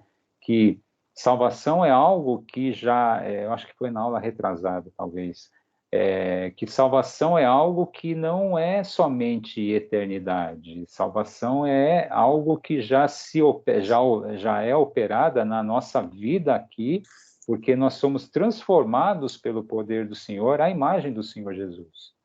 Então, a santificação tem muito a ver com isso, né? Agora, se a gente for pensar realmente naquilo que o Marcos Borne disse, seria realmente mais ou menos uma exceção, né? E aí é complexo, tá, irmãos? Eu sei que é complexo, eu sei que eu estou trazendo um assunto bastante espinhoso aqui para a gente falar, mas por exemplo, a gente vai falar sobre algumas passagens aqui que eu não estou dizendo que eu estou certo, tá, irmãos? Não estou dizendo que essa visão de que aquele que apostata, ele é um cara que nunca foi salvo, tá? A leitura que eu procuro fazer aqui daquilo que a Bíblia traz para nós, ela não me permite muito essa interpretação. Não estou dizendo que eu estou certo e não estou dizendo que aquilo que eu estou dizendo efetivamente é uma interpretação correta da Bíblia, mas assim, não me traz para mim, não me traz muita consonância com o que a própria Bíblia diz. Márcio, certo? Opa, pode falar, Rafa. Desculpa interromper de novo aí. É que Pode assim, falar, fica à vontade. eu estava vendo agora há pouco que assim a palavra apostasia vem do grego apostasis, que significa estar longe. Será que é isso mesmo? Ou eu busquei o significado errado? Eu sinceramente eu nunca fiz uma pesquisa sobre a raiz da palavra, tá, Rafa? Pode ser que esteja certo, sim, tá? Pode ser. O que teologicamente se coloca, se define apostasia, seria realmente o abandono da fé, né? Alguém realmente abandonar algo em que ele cria, né? E é por isso, tá, irmãos, assim, dentro de outras passagens aqui que a gente vê dentro da Bíblia, do Novo e do Antigo Testamento, é que assim, me levam a algumas conclusões aí que são um pouquinho diferentes, né, dessa ideia de que aquele que apóstata, né, ele nunca foi salvo, ok? Marcos quer falar também, né, Marcos? Pode falar. Oi, irmão. Eu acho que o sentido apontado pelo Rafa está correto no sentido de estar longe como sinônimo de se distanciar, né? Era próximo de algo e acabou se distanciando.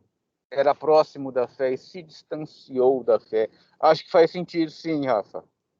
Uhum. Ok. Perfeito.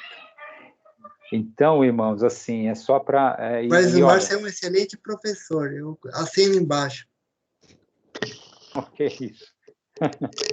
Aproveitando o gancho, eu concordo plenamente. Eu passei por 4 salas da IBD na nossa igreja e cá entre nós os conhecimentos e o método utilizado pelo Márcio me saltaram aos olhos. E tanto é assim que permaneço na sala há mais de um ano aí com ele. Eu também, viu, Marcos? Eu estava na sala dos jovens, aí de um mês para cá, eu tô aqui na classe Deus Conosco, por causa do Márcio. Eu acho É que o isso aí. Márcio tem uns ensinamentos muito bons. Parabéns, viu, Márcio? Parabéns. Obrigado. Sem demérito dos demais professores, é claro, mas Verdade, Marcos. o professor Márcio se destaca, sem dúvida alguma. Obrigado, irmãos. Obrigado mesmo. Eu agradeço a Deus pelas palavras de vocês. E assim, eu espero que o Senhor sempre nos abençoe a todos nós aqui, para que a gente continue sempre a trocar experiências e trocar conhecimento, né? Porque afinal de contas, todos nós aqui somos professores e alunos, todos nós juntos aqui, né?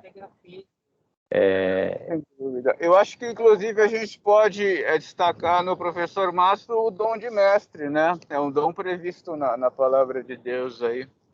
Né? A gente não quer aí colocar ninguém no pedestal e tal, mas é bom que se diga que, no meu modo de ver, o professor tem mestre. Eu agradeço a Deus novamente, se realmente isso é fato. Eu espero que realmente eu cumpra, enfim, eu desenvolva sempre, e todos nós nos desenvolvamos sempre aí nos dons que o Senhor nos concede, né? Porque é concessão de Deus e realmente é dele, tudo é dele, né? Tudo é dele para ele, né?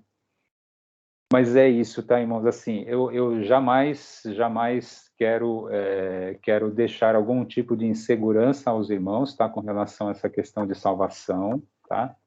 Mas eu não poderia deixar de colocar essa questão da apostasia por conta aí do que Sofonias diz, tá?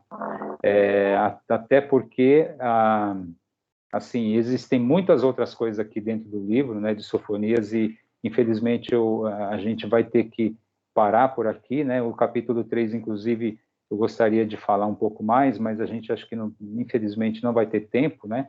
Mas eu acho que os dois grandes pontos aqui que eu, pelo menos, queria tratar com vocês a respeito dessa questão da idolatria, do sincretismo, né, que a gente, infelizmente, corre muitos riscos a respeito disso, e a outra questão é a questão da apostasia, que eu quero desenvolver muito mais ainda, tá? E que toca nessa questão aí que a gente trouxe naquela aula lá a respeito da predestinação, da eleição, ok? Tá bom? E aí a gente vai falando, a Kelly quer falar, né, Kelly? Pode falar, irmã.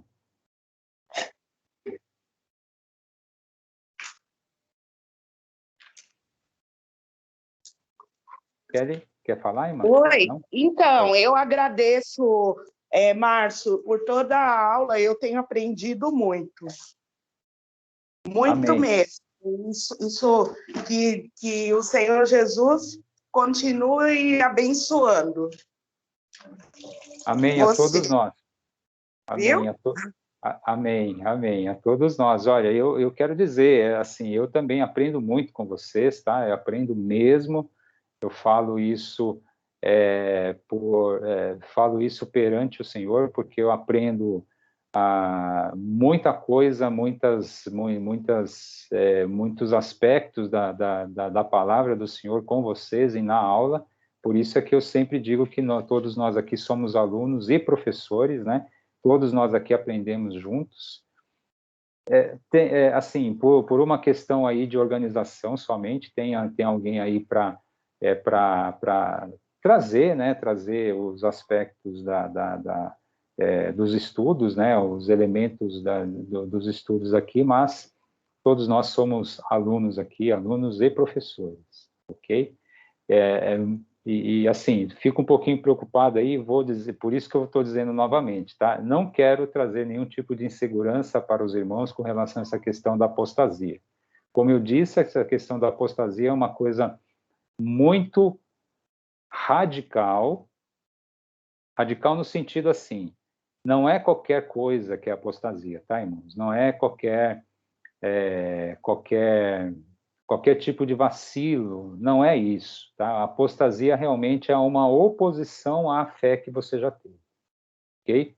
É dizer, vou dar um exemplo, tá? Não, Jesus não é Deus, por exemplo, tá? Uma vez que eu tenha tido experiência, eu tenha realmente sido, né, sido tocado pela ação do Espírito de Deus e tenha efetivamente experimentado esse dom da salvação, e eu um dia, desculpem, no exercício da minha livre agência, que eu quero usar a livre agência aqui para não confundir aquela questão do livre-arbítrio ali, do presbiteriano, do calvinista, tá?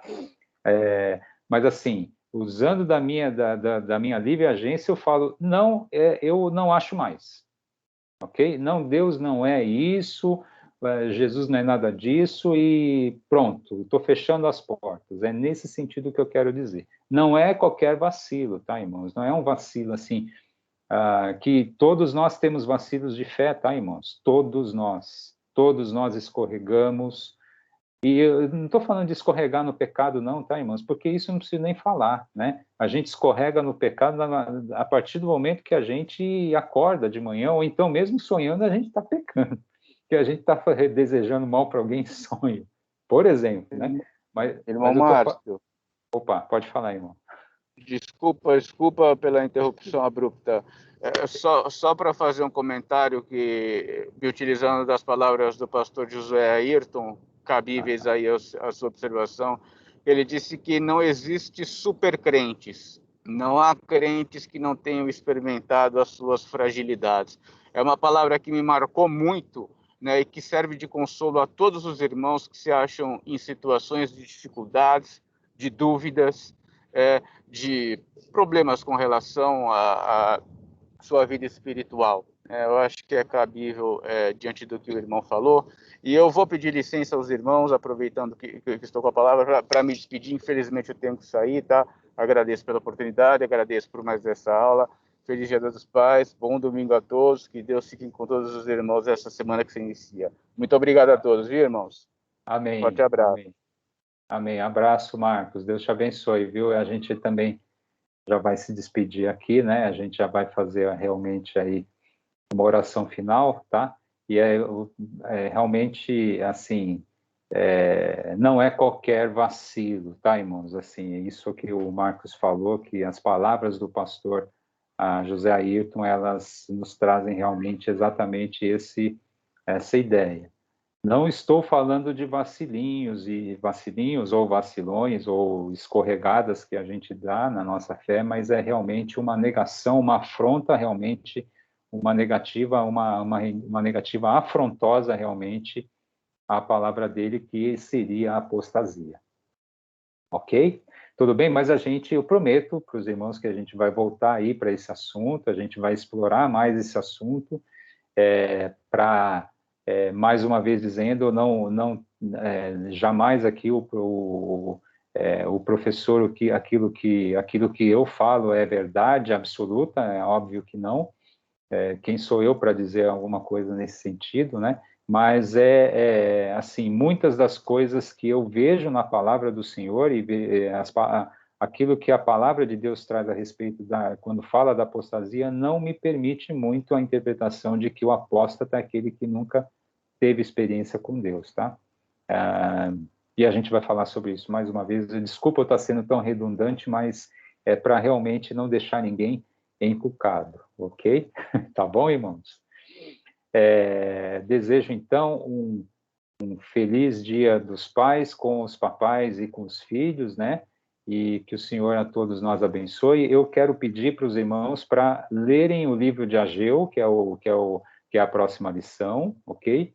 Ageu é um livro curtinho, mas que traz, óbvio, né? Eu sei que isso é lugar comum dizer, mas todos os livros trazem muitos ensinos para a gente, e Ageu não foge, obviamente, a essa regra. Eu peço que os irmãos aí leiam o livro de Ageu e a gente vai, ao longo da semana, eu vou compartilhar com os irmãos algumas coisas para a gente refletir para a próxima aula. Tudo bem? Ok? Eu Ô, quero Márcio, aquele assunto que eu abordei no grupo, você vai ter agenda para isso? Vai sim, Ah, Rafa. Talvez a gente não faça exatamente até o livro de Malaquias, mas a gente tem um espaço, tá? Entre o Antigo e o Novo Testamento, a gente tem um bom espaço aí de aula, tá? Então, certamente, se não for antes de Malaquias, antes de Zacarias, alguma coisa assim, tá? A gente vai com certeza parar para pensar sobre aquele assunto lá do domínio próprio, sim, ok? Porque o currículo, né, o currículo da revista, ela nos permite aí uma certa flexibilização, né?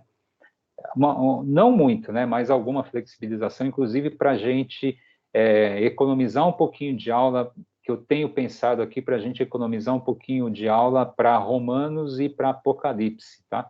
Que são dois livros bastante complexos, né, digamos assim.